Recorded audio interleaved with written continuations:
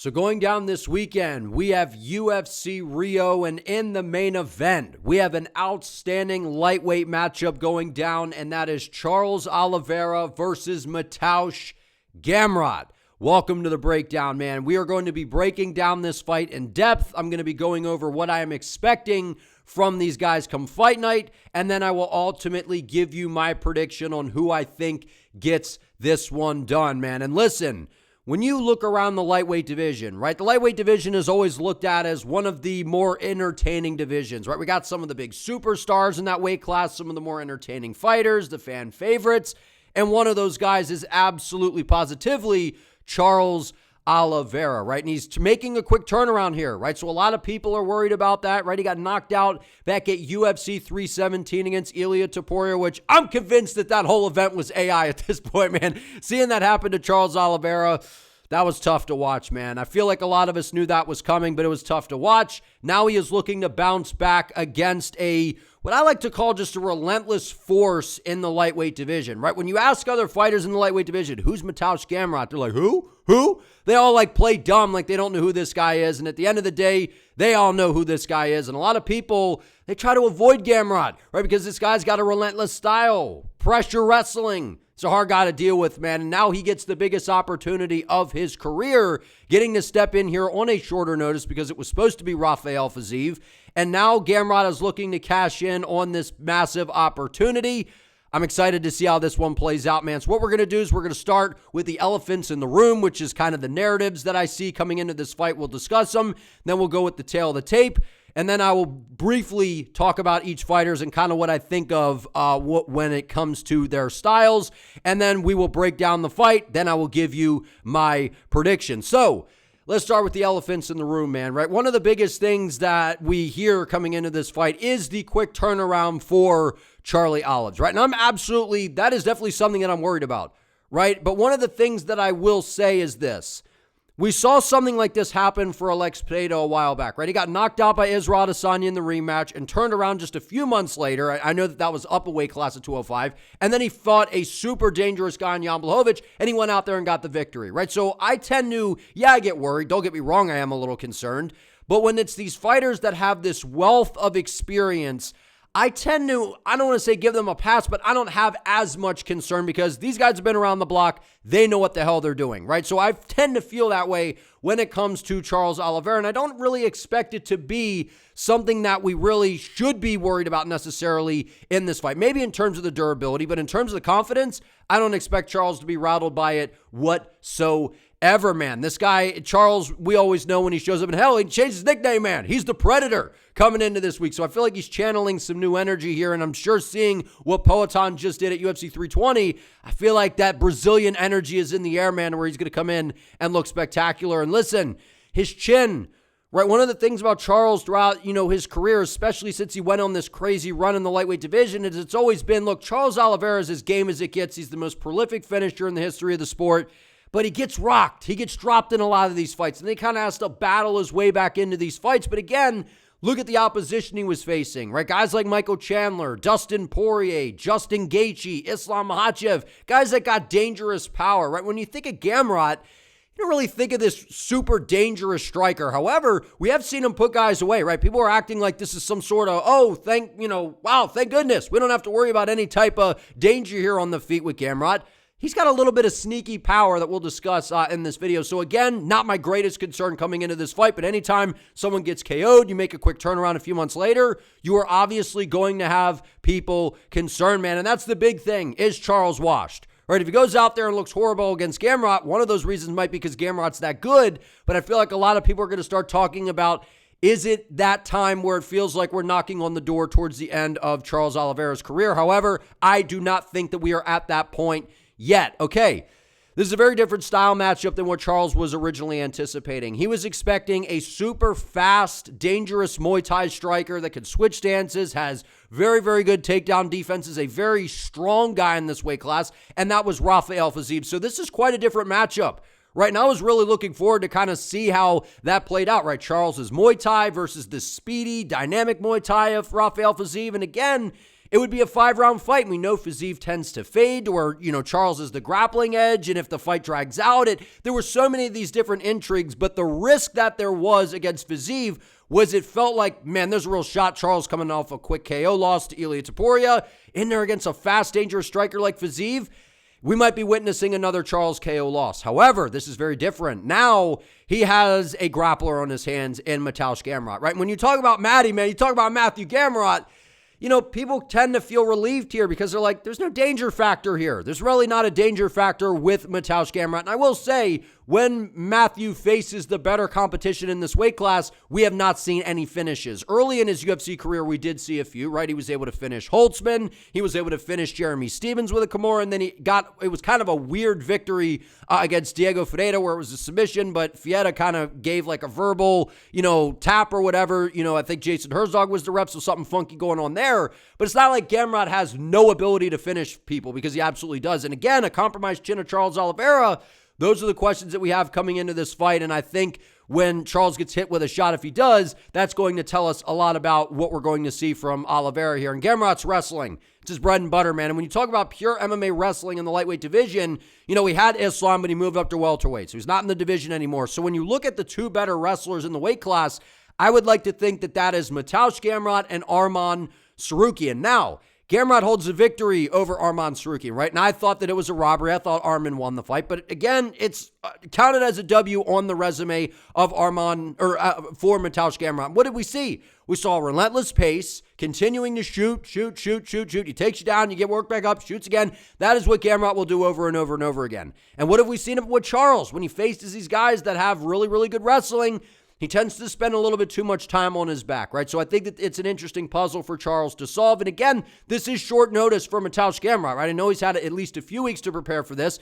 He's a guy that prioritizes motor, gas tank, and wrestling. And if you're taking a 25-minute fight on short notice, I don't know if there's anyone in the division. If there was someone that this wouldn't really affect, I feel like Gamrot would be one of those guys. I'm not really expecting cardio to be too much of an issue, but you never know, considering it as a shorter notice. This guy's training his ass off down in American Top Team, knowing he doesn't have the craziest personality, not great on the mic, doesn't have the flashiest style. So he knows that when he is called upon and opportunities like this arise, he's going to have to make the most of it. And what do we know about Gamrot? He's a BMF, man. This guy will fight anybody, anywhere, anytime. Gamrot is one of those guys, happy that he is getting an opportunity like this. Those are the elephants in the room that I have. Next, tail of the tape.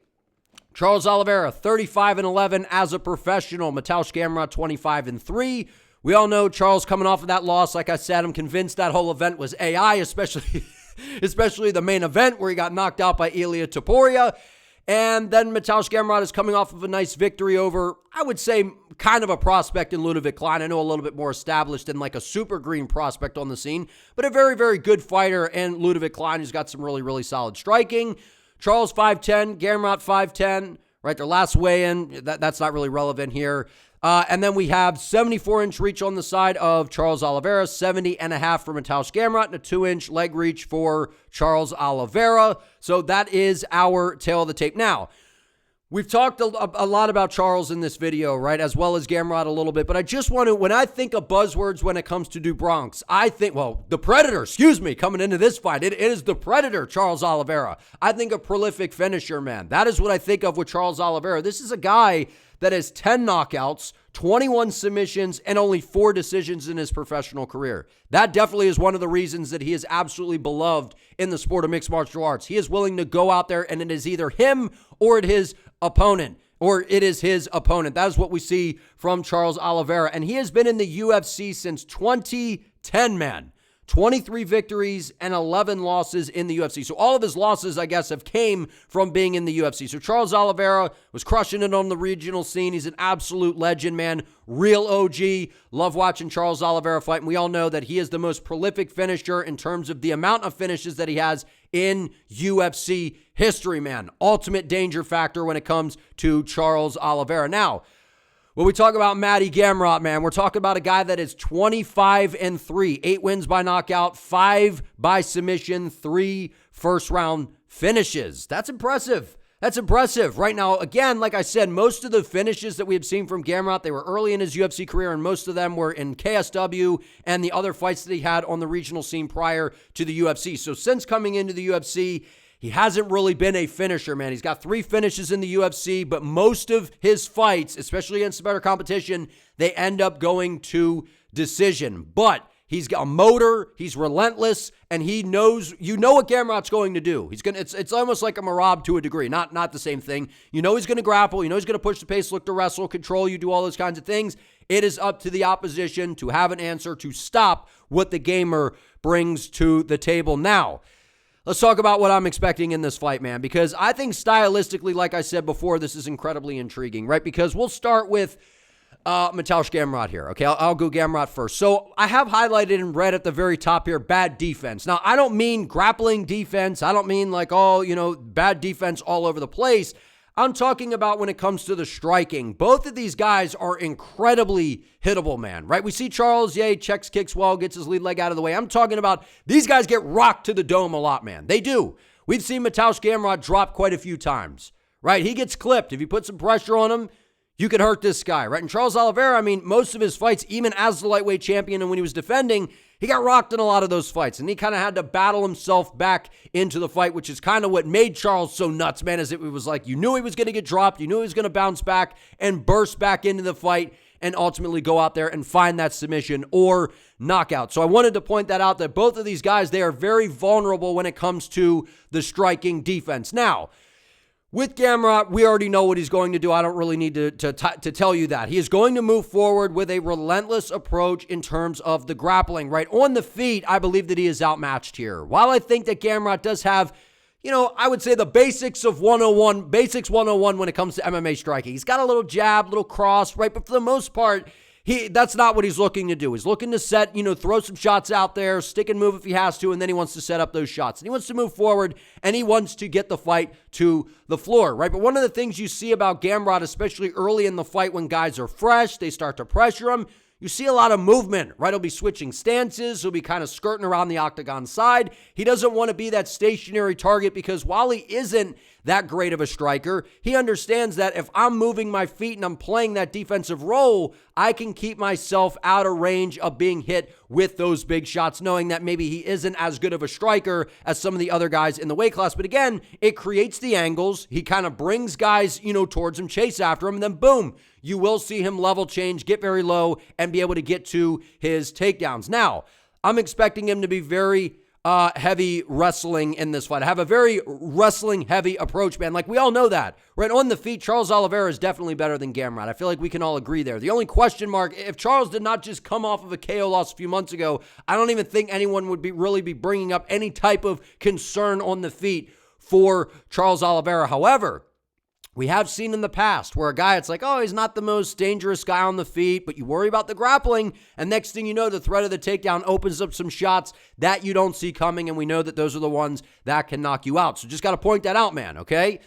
Control and minimal space, right? One of the big things when you're dealing with a super dangerous submission ace with like Charles Oliveira when it comes to the grappling is Gamrot really thrives off of his control. He chains things together, does a great job, hikes your leg up in the air, brings you off the octagon side, looks to kind of flatten you out.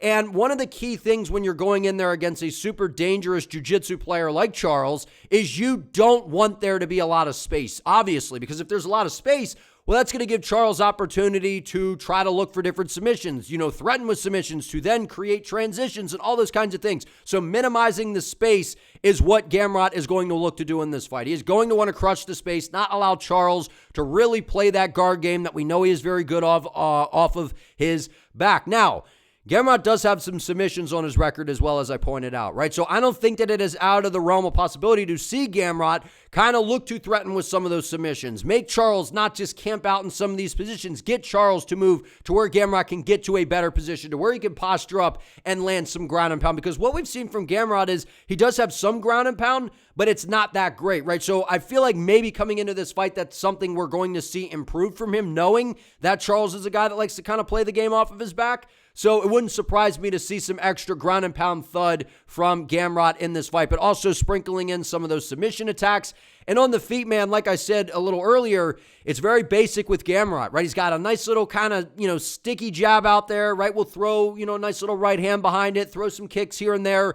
But it's basic. It's very basic. It's very predictable. There's not a lot of rhythm to it. He is a guy that bases it all around grit, heart, cardio, and wrestling technique because he's one of the better guys in the weight class when it comes to that. But I have this highlighted here at the very bottom, or a category for this, and that is the right hand, because what we've seen Charles have some issues with, he does not move his head very well, right? He's a Muay Thai guy, got that high guard, moves forward, he's got the binoculars up, he looks to kind of parry his shots. You see these subtle head movements, but his head basically sits on the center line the majority of the time. And what we've seen is if you throw good straight shots down the middle, like Michael Chandler did in the first Charles Oliveira fight, where he almost knocked him out in the first round. Remember, for the vacant title? We saw Gaethje land some shots on him, Poirier with the left hand, right? And then even, when he went in there against Islam, straight left hand, got hit by, a check right hook. And then Ilya catching him with a nasty straight right hand down the middle. Again, test the chin of Charles Oliveira if you're Mateusz Gamrot, right? If you're going to be, Charles is going to come after you. That right hand down the middle, Charles's head movement, from what we have seen, it is not particularly good. So I expect Gamrot to try to launch that right hand because, again, like I said, not known for his striking, but he's got kind of this like low-lying sneaky power. If you don't respect the striking at all, this guy can land shots and hurt people. We haven't seen it a ton, but he's definitely capable of it. So I look for him to test the chin of Charles Oliveira early. And again, he said, listen, Dustin Poirier was giving me some tips coming into this because American Top Team and DP, they have fought Charles Oliveira before, a while ago, right? I think it was UFC 269 when Poirier got the title shot against Oliveira. Poirier had success on the feet, but then Charles came back and got the submission. So I feel like Gamrot's going to have some tactics up his sleeve when it comes to the striking, knowing that if Charles can get the fight back to the feet, he's going to need to have some answers if the grappling does not go his way. But I expect a wrestling-heavy approach for Gamrot. If he could go out there, control Charles, beat him up on the ground a little bit, stay safe, against those submission attacks, stay safe on the feet, pick and poke and mix things up, I think Gamrot can find a way to get this thing done by a decision. But it's going to be tough, man.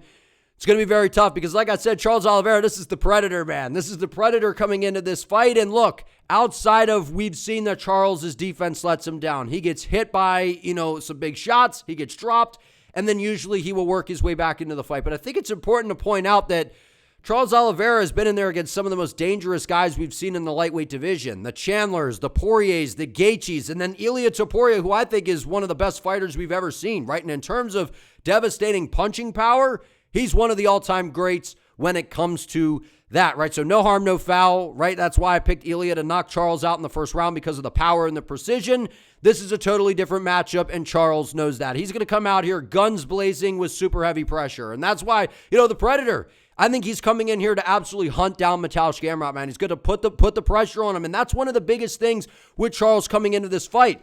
Is one of the great ways to kind of stifle a wrestler is put them on their heels, put them on the back foot. It makes that shot a lot more predictable because when a wrestler is able to move forward and dictate the pace, it's a lot easier for them to level change and kind of throw out some shots, and it's a lot harder for you to pick up on the shots that are coming. But if you put them on the back foot, they almost kind of panic shoot if you make them too uncomfortable, or it's a lot easier to kind of pick up on the read when the takedown is coming. So I expect Charles Oliveira to come out guns blazing with that high guard, looking to put Gamrot on his heels right away, because guess who doesn't do very well with pressure? Mateusz Gamrot. In his fights when we've seen him drop, right? I think it was the Ludovic Klein fight, he was getting tagged up. When you look at the Dan Hooker fight, when you go after Gamrot and you put him on his heels, bad things happen for Gamrot. So Charles Oliveira, one of the most, dangerous pressure fighters in this weight class, he's going to go after Gamrot, man. And one of the things about Charles, Gaethje spoke to the power from Charles Oliveira. He said it's the hardest that he has been hit, man. It was making his tongue or whatever go, blah, blah, blah, whatever the hell Gaethje was saying.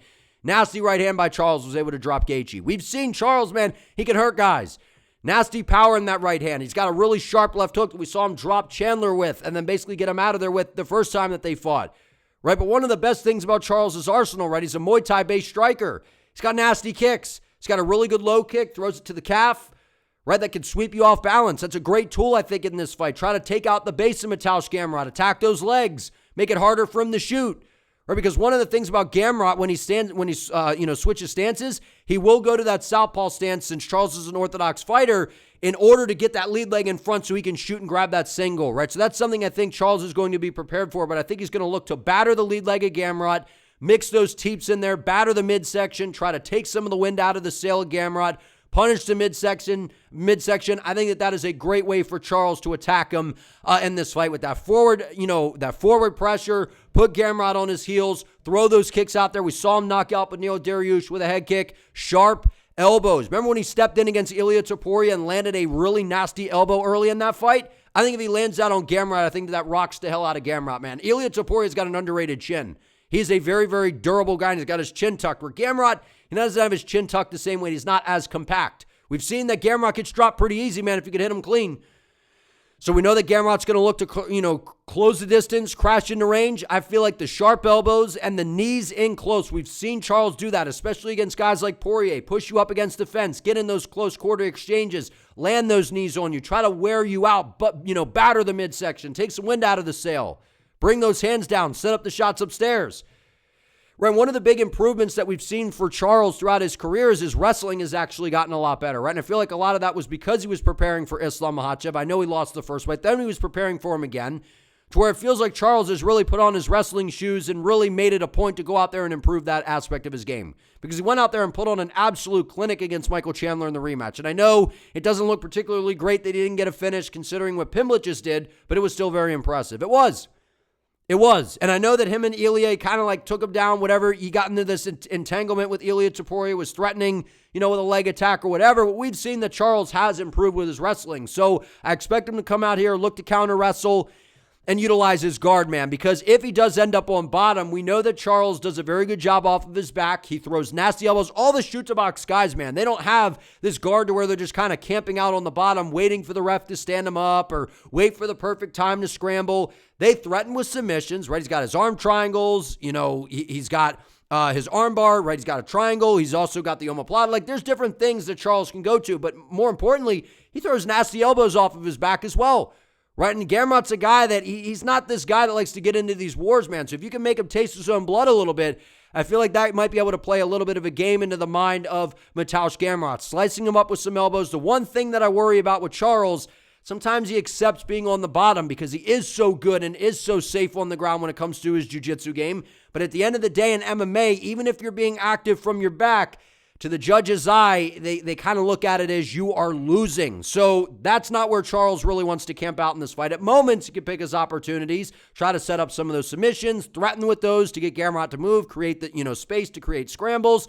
But at the end of the day, camping out on the bottom, that is my greatest concern for Charles in this fight. Knowing that Gamrot can control him, hold him down, and Charles just camps out too much and loses minutes and ends up losing a decision here. Like I said, I feel like Gamrot's going to try to test the chin, throw some of those shots out there early. And yes, Charles has that very upright Muay Thai stance to where, Gamrot shoots those really low takedowns. He's fast. He's very athletic to where he will get onto the hips, and the legs of Charles Oliveira and take him down. The question is, can he keep Charles down? Gamrot is not really the best when it comes to controlling guys. He doesn't have a submission threat.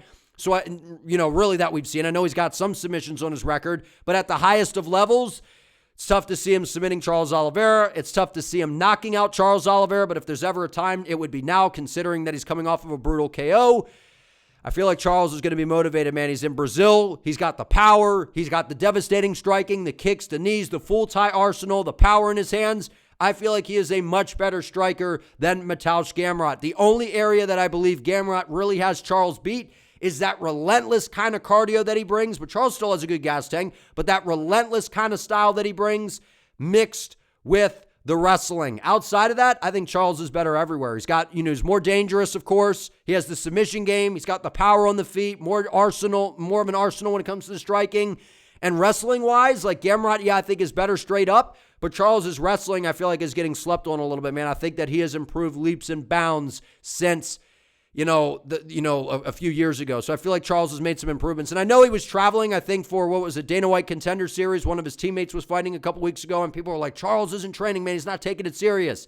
when you're a pro, as long as Charles Oliveira, you find ways to even train while you're on the road. I'm not worried about it on the side of Charles Oliveira, which leads me to my pick. Who am I going with? I think you figured it out by now. I am going with Charles Oliveira to get this one done in Brazil, man. I feel like he's just due for a win at this point, right? And I know Charles Oliveira, since he's been at lightweight, he's won more than he has lost, right? And the guys that he's losing to are some of the most dangerous fighters we've seen in the weight class, right? Islam Makhachev, one of the all-time greats at this point, going up to fight JDM, trying to win a second title, right? Ilia Topuria, one of the most devastating power punchers and best boxers we've ever seen. Gamrot is none of those things, man. While he has very good wrestling, he's a super, hard guy to deal with, right? And I have a ton of respect for the style that Gamrot brings, and he is a BMF. Doesn't have the BMF style, but what the challenge that he presents and being willing to fight anybody, anywhere, anytime, that is Mateusz Gamrot. This is a big opportunity for him. But I expect Charles Oliveira to have the answers, man. I think that he has the equation to be able to solve the riddle of Mateusz Gamrot. I think he hurts him on the feet. I think he maybe gets that TKO stoppage, or he rocks him and clubs and subs him. It is just very hard for me to see a 25-minute fight, a guy that's going to want to come in here and presumably grapple, which is what I think Gamrot's going to do, obviously. 25 minutes of that, and you mean to tell me that Gamrot's not the most dangerous guy, right? Again, don't sleep on his danger factor, because if there's ever a time that Charles is vulnerable, it's now. But you mean to tell me over the course of 25 minutes, you're rolling around in these grappling exchanges with Charles Oliveira that you're not going to get caught in something? I know that Arman was able to go out there and win a close fight over Charles Oliveira, and yeah, Gamrot beat Arman and whatever, even though I thought it was a robbery. MMA math doesn't always work out, man. I feel like Charles is going to have a chip on his shoulder. I think he's going to come out like a bat out of hell, super aggressive, get in the face of Gamrot, not let him get a feel for the fight. He knows he's going to shoot, throw those knees up the middle, the front kicks, batter the lead leg, that right hand and the left hook of Oliveira, and those knees to the body. I think that those are going to be the go-to weapons on the feet for Charles. I think he batters the midsection and the lead leg of Gamrot, lands a big shot with the hands, follows him to the ground, and hops on a submission and gets him out of there. Give me Charles Oliveira by finish. But if you guys enjoyed this video, if you could do me a favor, please give it a like. Let me know who you think is getting this one done down in the comments. And if you are looking for my thoughts on the other fights on UFC Rio, I will go ahead and link my full card breakdown and predictions video below. And if you are new, if you could subscribe to the channel, I would greatly appreciate it. See you next time.